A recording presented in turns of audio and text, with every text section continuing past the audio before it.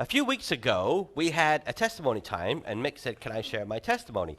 And he did. He told us how he was saved, a little bit of his life, and then we went on. Well, I misunderstood.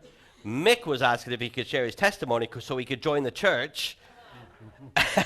But most of you have probably forgotten, so I asked Mick if he would just come and tell us how you were saved, and then when you were baptized, and then next week we're going to vote for Mick to join the church.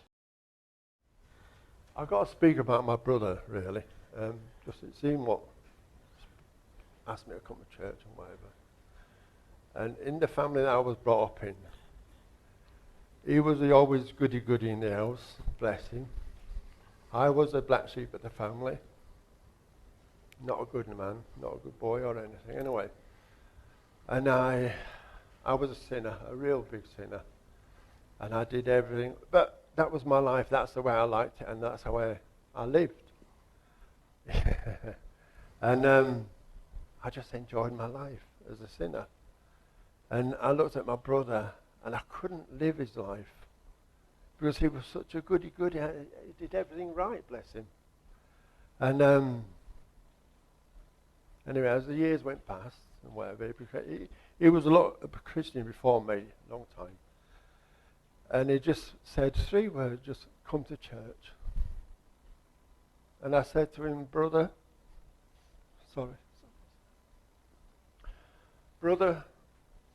I know you're a Christian.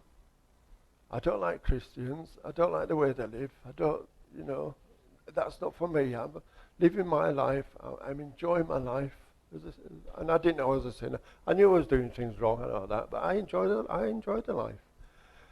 So I says no, and he had so much grace for me, never dragged me or anything, just, all right, nobody. And within about 3 weeks, the Lord was bringing words back to me. And I'm saying, 3 weeks, I said to my brother, I will come to church. I don't know what it'll do, but I'll come.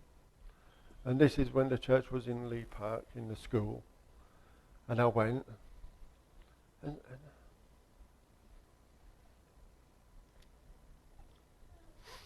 sorry, Lord. And I felt the love of God so much upon my life. And I've never felt that before. And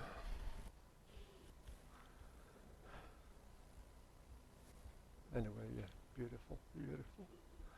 And I felt a real love, which, like I said, I've never felt that love before. And I was worshipping the Lord in the church or whatever. And I felt him say, I love you. Okay. Anyway. And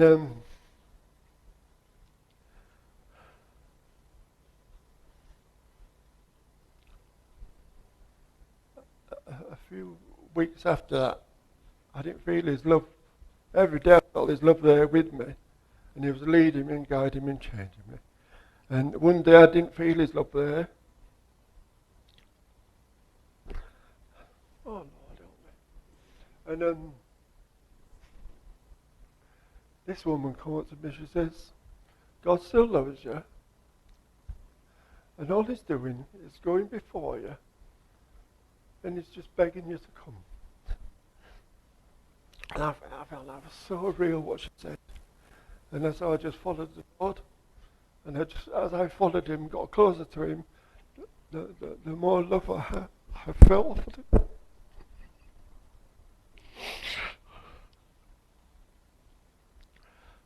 Oh, Jesus. The more love I felt with him. And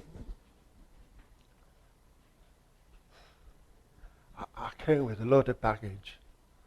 I used to swear like the best swearer going. I used to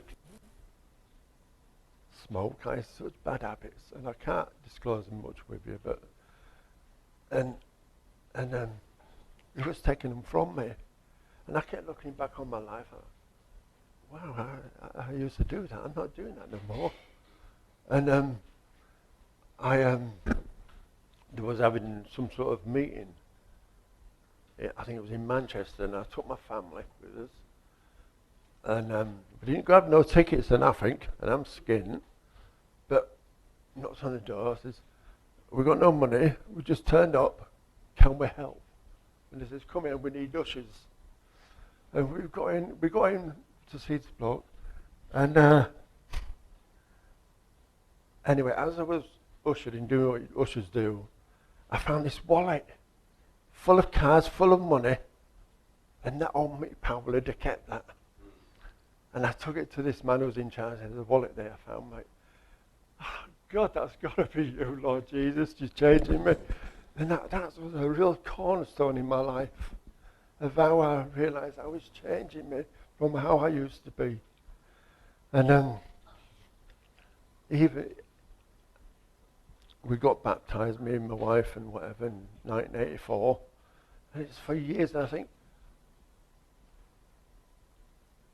And I felt I had to earn God's love, not just walk with him and find. I had to earn it. So in the church I was